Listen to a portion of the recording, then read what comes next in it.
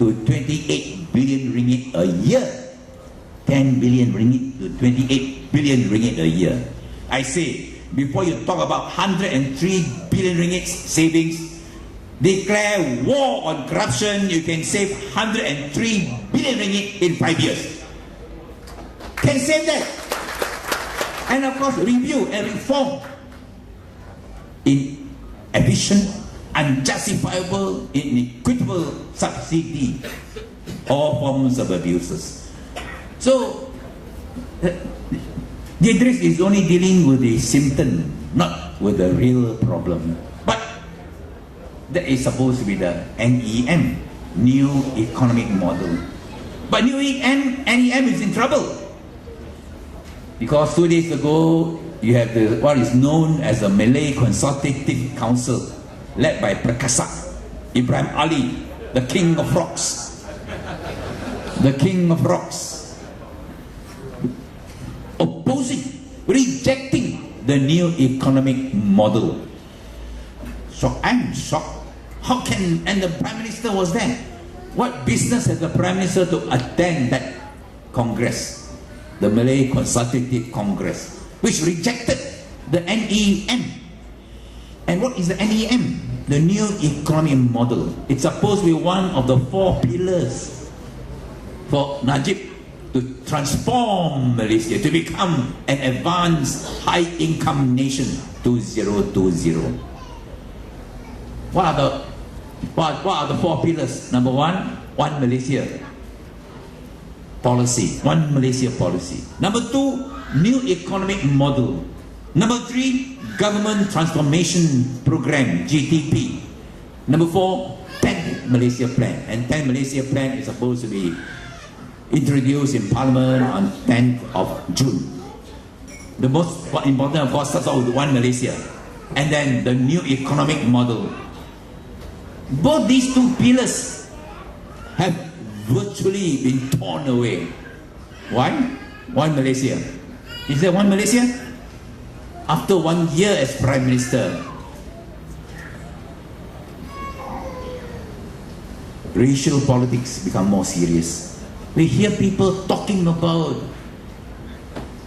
keturunan Melayu, more and more raucous, more and more intolerant. We hear about very racist talk, try to put fear among Malaysians. For instance, they are saying, Pakatan Rakyat, go strong. The stronger the Pakatan Rakyat, the worse for the country, because Chinese will take over Malaysia. You believe that? Chinese will take over Malaysia. How can that be? That is to create fear. That is fear politics. Just as they want to frighten the Chinese. Pakatan Rakyat very strong. PAS will be the master of Pakatan Rakyat. There will be Islamic State. So they create fear. This is fear among the people. But these things will divide Malaysians. These are irresponsible politics of divide and rule. What is One Malaysia? And most important of all, One Malaysia is, does the Barisan National leaders believe in One Malaysia? If you look at the book One Malaysia Roadmap, inside it states very clearly, the objective of One Malaysia is to create a Malaysia where Malaysians all regard themselves as Malaysian first and race second. I asked a question in Parliament. How many ministers regard themselves as Malaysian first, race second? Deputy Prime Minister Muhyiddin said, I am a Malay first, Malaysian second. Correct? Remember that? Malaysian first, Malay second. Where got One Malaysia? And I asked all the UMNO, MCA, Gerakan, MIC, Sabah, BN parties. Bernard was there. I asked Bernard, you dare you say you're a Malaysian first? Kadazan second? Dare not. Dare not. Nobody dare. This Parliament, I got one question. The first day I'm going to ask this question to the Prime Minister. How many cabinet ministers regard themselves as Malaysian first, race second? And name them. If there's not even a single one, where got One Malaysia? Where got one Malaysia? You must say, I'm a Malaysian first. My race, whether Malay, Chinese, Indian, Katasan, Iban, Dusun, Murut, second. Only then one Malaysia. So that one Malaysia is no meaning. Now, new economic policy and new economic model, which is very serious, because that book, New Economic Model, has admitted for 10 years, Malaysia, economically, we have stagnated. For 20 years, we are caught in the middle income trap. Couldn't reach out, couldn't develop, compete with the world. Why? Because of our bad policies. Most important in modern world is not your resources, not your natural resources, but human talent. Human talent is the most important, which will decide whether a nation will become great, can compete with the world. Look at Singapore. What has Singapore got? In terms of natural resources, got the forest, got oil, got the rubber, nothing. Only got human beings. But they must be able to create human brain power. So the future of any nation in the world now is brain power. Talents is the most important. But our education don't create talent. Whatever talent we have are leaving the country. I'm not saying it. The new economic model admits it inside, admitted. So the new economic model, which is crafted by national and international experts, suggested that there must be a total change in policy. We must go for creativity, go for innovation, go for meritocracy, go for an inclusive and sustainable nation building policy, and not to divide and rule.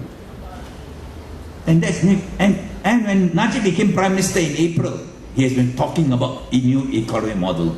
He has been promising Malaysians and the world a new economic model. And on that basis, recently Malaysia's ranking on international competitiveness increased to number 10. Because for 1 year he's been talking about a new economic model.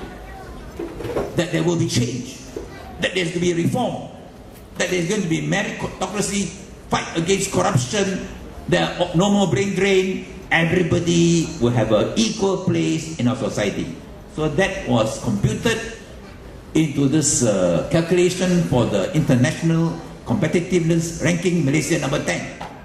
All on talk. 2 days ago, NEM rejected by the Malay Consultative Council. When Najib went there, Najib, what did he say? Oh, this NEM is not settled final policy. These are, I asked the international experts to float some trial balloons. How can? Backing off. That's why I asked the question also, whether it's going to end up like the former Prime Minister.